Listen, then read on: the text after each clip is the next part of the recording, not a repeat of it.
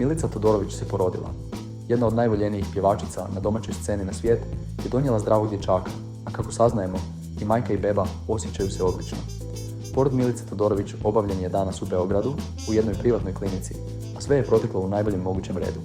Pjevačica je postala majka dječaka, koji je dobio staro srpsko ime, snažne i moćne simbolike, čime je Milica još jednom pokazala koliko joj tradicija i porodične vrijednosti znače. Tokom cijele trudnoće, Milica je važila za aktivnu, pozitivnu i vedru trudnicu.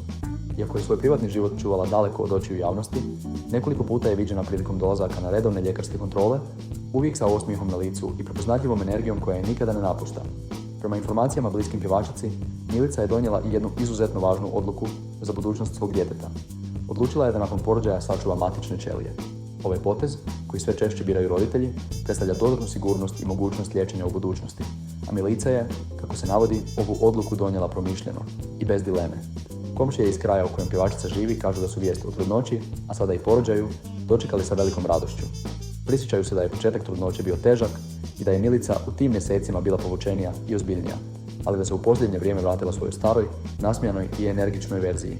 Danas kada je postala majka, Milica Todorović započinje potpuno novo poglavlje života. Poglavlje u kojem se, osim uspješne karijere, u prvi plan stavlja ono najvažnije – ljubav, porodica i novi život koji je stigao na svijet.